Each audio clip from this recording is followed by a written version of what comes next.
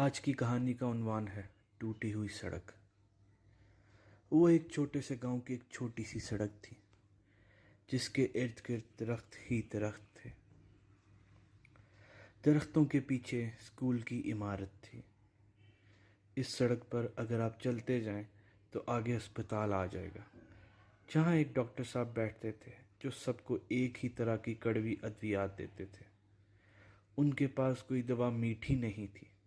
دوا کے فوراً بعد آپ کو چینی بھی کھانی پڑتی تھی، لیکن اب وہ ڈاکٹر صاحب معلوم نہیں کہاں ہوں گے، کیونکہ یہ بہت پرانی بات ہے۔ اس سڑک میں کچھ بھی خاص بات نہیں تھی، لیکن معلوم نہیں مجھے وہ سڑک بھولتی کیوں نہیں۔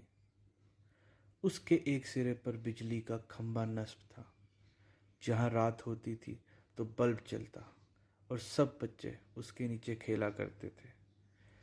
جب بہت بارش ہوتی تھی تو سڑک پر پانی ہی پانی ہوتا اور سب اپنی کشتیاں لے کر سڑک کے دریا میں اتر جاتے۔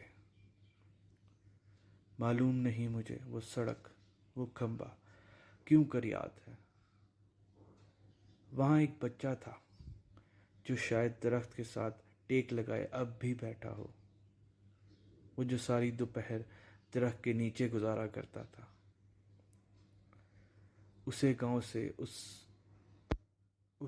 سے اس سڑک سے اور وہاں کے پرندوں سے محبت تھی۔ اسے اس گاؤں سے محبت تھی جہاں امن و سکون تھا۔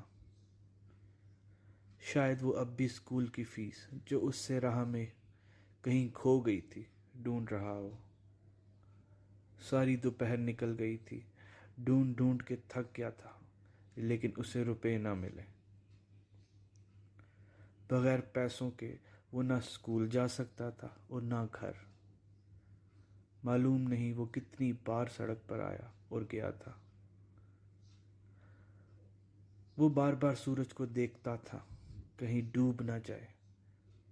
یہ ڈوب گیا تو اندھیرے میں روپے کیوں کر ملیں گے؟ لیکن سورج کو کیا خبر، سو وہ ڈوب گیا۔ وہ پریشان ہو کر کھمبے کے نیچے ٹیک لگا کر بیٹھ گیا۔ شاید وہ اب بھی وہاں بیٹھا ہو۔ وہ بالکل ہی عام سی سڑک تھی۔ وہی لڑکا کہ جو میرے ساتھ شہر نہ آ سکا، اپنے ہم جماعتوں سے جھوٹ بولتا تھا کہ سڑک کنارے درختوں میں جن پرندوں کے گھونسلے ہیں وہ سارے پرندے اس کے دوست ہیں، اور جب باقی لڑکے نہیں ہوتے تو پرندے درختوں سے اتر کر آتے ہیں اور وہ مل کر کھیلتے ہیں۔ سب کہتے تھے یہ جھوٹ ہے، ایسا بھلا کیوں کر ممکن ہے؟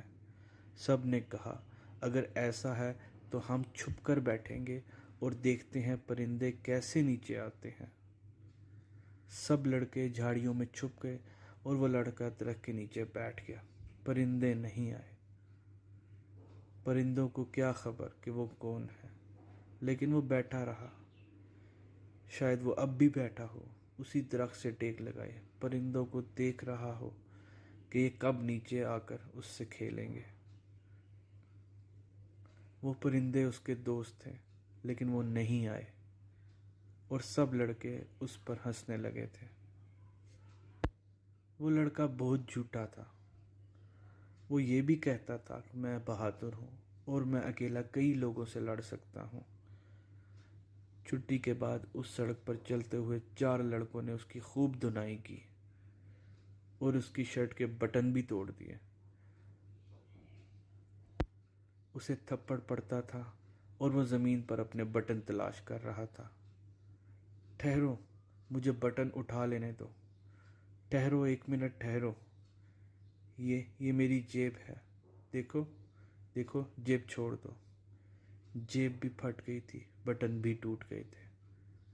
اب بتاؤ، تمہیں تو بڑے کراٹے آتے تھے، تم تو کئی لوگوں سے لڑ سکتے تھے، اب بتاؤ۔ اور وہ لڑکے چلے گئے۔ اس نے بٹن تلاش کیے۔ جب سارے بٹن مل گئے تو اسے احساس ہوا کہ اس کی کہانی سے خون بہہ رہا ہے۔ وہ وہیں سڑک کے کنارے بیٹھ کر رونے لگا۔ شاید وہ اب بھی بیٹھا رو رہا ہو۔ میں بھلا اسے کیسے لا سکتا تھا؟ وہ خود ضدی تھا بہت۔ حالانکہ گاؤں کے حالات اب پہلے سے نہیں رہے تھے۔ ہوا یوں کہ ایک ظالم دیو نے اپنے حامیوں سمیت گاؤں پر قبضہ کر لیا۔ ظلم کی سیاہ رات چھا گئی۔ سورج نکلتا تھا لیکن دن نہیں ہوتا تھا۔ کالی سیاہ رات میں جس میں کوئی اگر اجالا کرنا چاہتا تھا تو اسے سزا دی جاتی۔ غریب ڈرے ہوئے لوگ اب آہستہ آہستہ گاؤں چھوڑ کر جا رہے تھے۔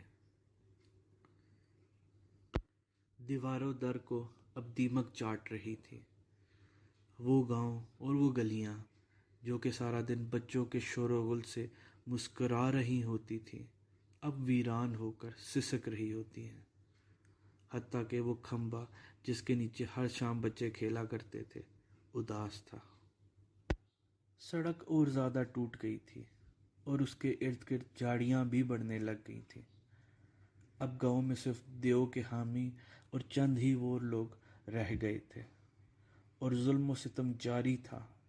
مخالفین کے گھر توڑے جا رہے تھے اور لوگ اس دیو کے خلاف کچھ نہ کر سکتے تھے۔ غریب لوگ بھلا کر ہی کیا سکتے تھے۔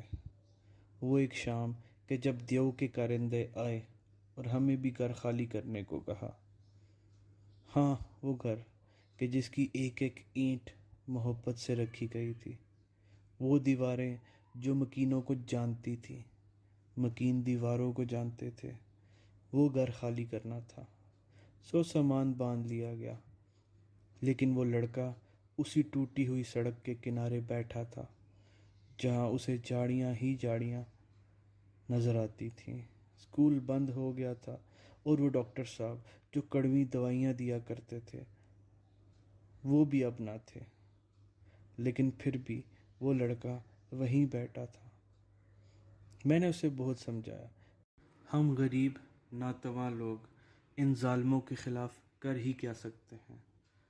اٹھو میرے پیارے، اب یہاں ویرانیاں ہی ویرانیاں ہیں۔ یہاں اسکول ہے نہ اسپتال، اور تمہارے سارے دوست بھی اب یہ گاؤں چھوڑ کر جا چکے ہیں، سو ہمیں بھی جانا ہوگا۔ پر وہ نہ مانا۔ اس کا خیال تھا کہ پرندے اس کے دوست ہیں، سو وہ وہیں رہے گا، اور وہ اسی ٹوٹی سڑک پر ہی رہ گیا اور میں شہر آ گیا۔